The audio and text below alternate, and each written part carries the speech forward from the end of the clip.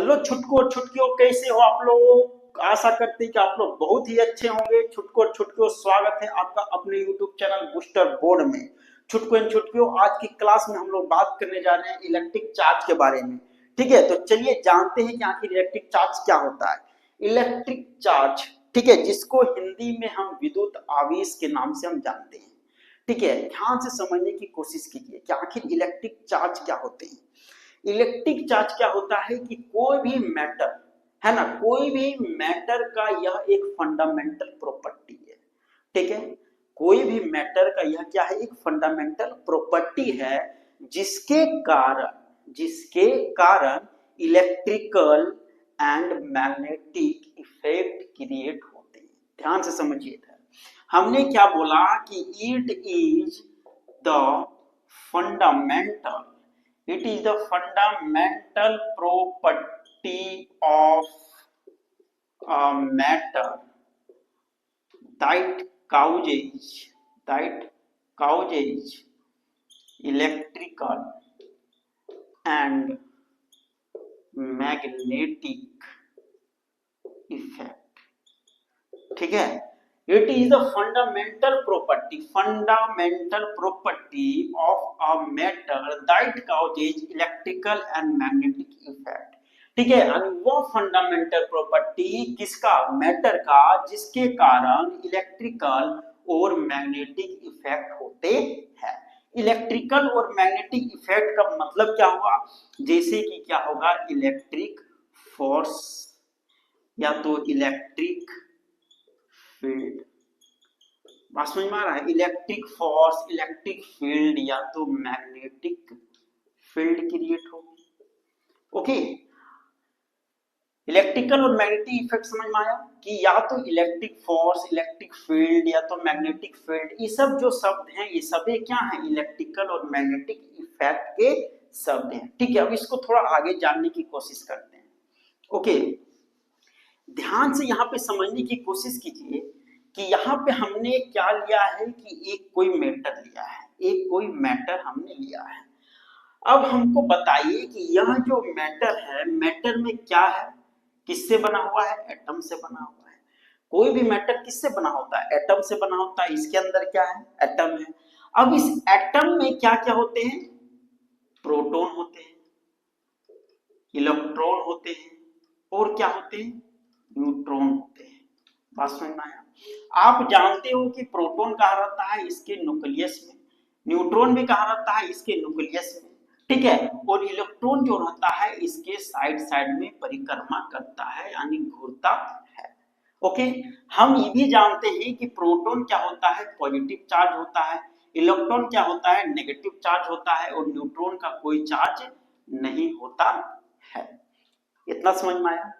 अब आगे बात करते हैं।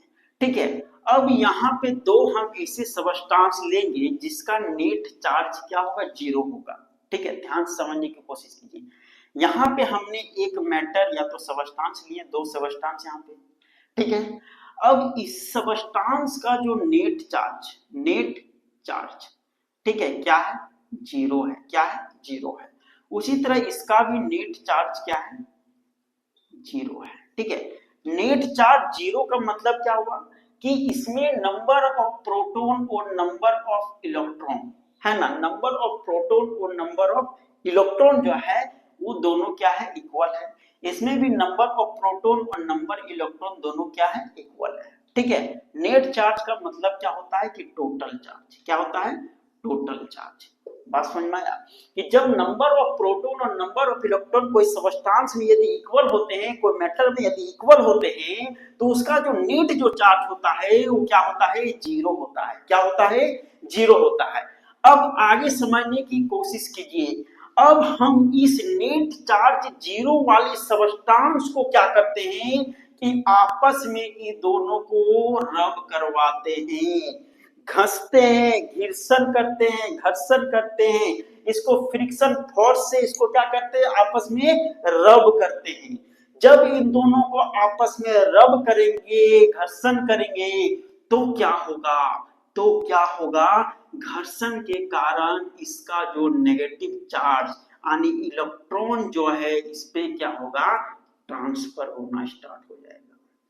क्या होगा?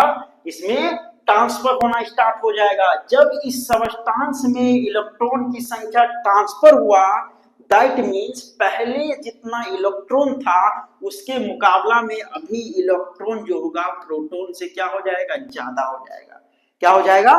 ज्यादा हो जाएगा। और इसमें क्या हो जाएगा? प्रोटॉन की संख्या ज्यादा रहेगी, इलेक्ट्रॉन तो इधर ट्रांसफर हो गए, दैट मीन्स यहाँ पे प्रोटॉन ज्यादा इलेक्ट्रॉन कम हो जाएगा। बात समझ में आया? जब इसमें इलेक्ट्रॉन की संख्या ज्यादा हो गई और इसमें क्या हो गई? प्रोटॉन की संख्या ज्यादा हो गई, दैट मीन्स ये नेट नेगेटिव चार्ज हो गया। ये क्या हो गया? नेट नेगेटिव चार्ज हो गया। और यह सब्सटेंस क्या हो गया? नेट पॉजिटिव चार्ज हो गया। बात समझ में आया? यह सब्सटेंस क्या हो गया? Net negative charge. ये क्या हो गया? Net positive charge. ठीक है ना? अब यह दोनों सब्सटेंस में से कोई सब्सटेंस को क्या करते हैं? किसी दूसरे सब्सटेंस के साइड में यदि रखते हैं, दैट मीन्स यदि पूरी तरह से नेट नेगेटिव चार्ज इसमें ज्यादा है, इस सब्सटेंस को कोई दूसरे सब्सटेंस के पास यदि रखते हैं तो इन दोनों के बीच क्या होगा? अट्रैक्शन होगा। क्या होगा? अट्रैक्शन होगा। ठीक है ना? अट्रैक्शन क्यों होगा? क्योंकि ये दोनों के बीच एक फोर्स क्रिएट होगा, फोर्स एक्सपीरियंस होगा, जिस फोर्स को हम क्या बोलेंगे? इलेक्ट्रोस्टैटिक फोर्स बोलेंगे। क्या बोलेंगे? इलेक्ट्रोस्टैटिक फोर्स बोलेंगे।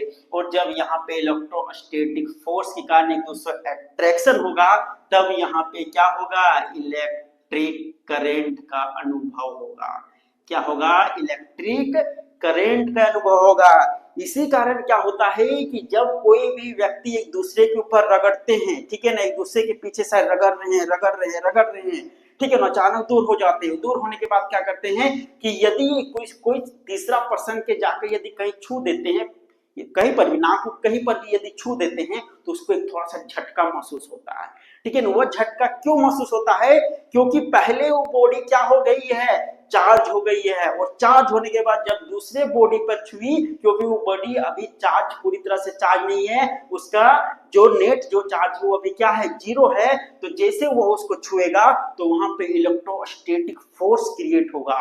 जब इलेक्ट्रोस्टैटिक फोर्स क्रिएट होता है तब वहां पे इलेक्ट्रिक करंट का अनुभव होता है। बात समझ में आया? तो इसी कारण क्या होता है कि मान के चलिए यदि हमारा बाल क्या होता है? सूखा रहता है, ठीक है ना।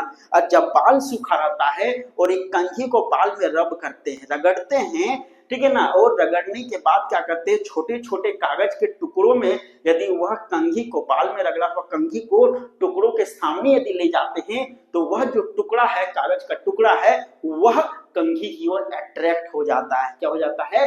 अट्रैक्ट हो जाता है और कंघी में जाके चिपक जाता है। ऐसा क्यों हुआ? क्योंकि वह कंघी को जब हमने यहाँ पे रगड़ा तो वह पूरी तरह से चार्ज हो गई। और चार्ज जब हुई तो वह जो कागज था, कागज अभी क्या था? उसका नेट चार्ज अभी जीरो था। जब जीरो था तो उसके सामने लगा गया, तो क्या हुआ? जिधर ज्यादा चार्ज मिला उधर क्या हो गया? वो अपने आप को अट्रैक्ट कर दिया। अरे बात समझने की कोशिश कीजिए। अभी बॉडी में क्या है? प्रोटॉन और इलेक्ट्रॉन दोनों क्या है? इक्वल है। तो दोनों क्या करेगा? प्रोटॉन चाहेगा कि यदि हम क्या करेंगे कि ऐसे बॉडी के साथ अट्रैक्ट कर देंगे जो इसका ऑपोजिट होगा, ठीक है ना। इलेक्ट्रॉन क्या करेगा? हम ऐसे बॉडी के साथ अट्रैक्ट करेंगे जो इसका नेगेटिव हो, मतलब इसका अपोजिट होगा। बात समझ में आया? तो यदि एक कंघी में क्या हो जाता है कि यदि उसमें नेट नेगेटिव चार्ज यदि ज्यादा हो गया है, उसमें इलेक्ट्रॉन की संख्या यदि ज्यादा हो गया है, तो वह जो पेज जो रहेगा, जो इसका नेट चार्ज अभी जीरो है, नेट चार्ज क्या है? अभी जीरो है, यह इसके साइड यानी कागज के साइड वो क्या करेगा? मतलब कंघी के साइड क्या करेगा? जाके अट्रैक्ट हो जाएगा, क्योंकि यह जो कंघी है अभी क्या हो गया है? पूरी तरह से चार्ज है। बात समझ में आया? तो इसी पूरा जो बात यदि बताएं, यही बात क्या है? इलेक्ट्रिक चार्ज है। इसी को हम क्या बोलते हैं? इलेक्ट्रिक चार्ज है। तो आई होप कि यह जो इलेक्ट्रिक चार्ज का जो कंसेप्ट है आपको बहुत ही बेहतरीन समझ में आया होगा। और इसी तरह बेहतरीन कंसेप्ट पाने के लिए इस चैनल को जरूर से जरूर सब्सक्राइब कीजिए, लाइक कीजिए वीडियो को, और अपने दोस्तों के शेयर जरूर कीजिए। मिलते हैं इसी तरह एक नेक्स्ट कंसेप्ट के साथ एक नई वीडियो में। तब तक के लिए धन्यवाद।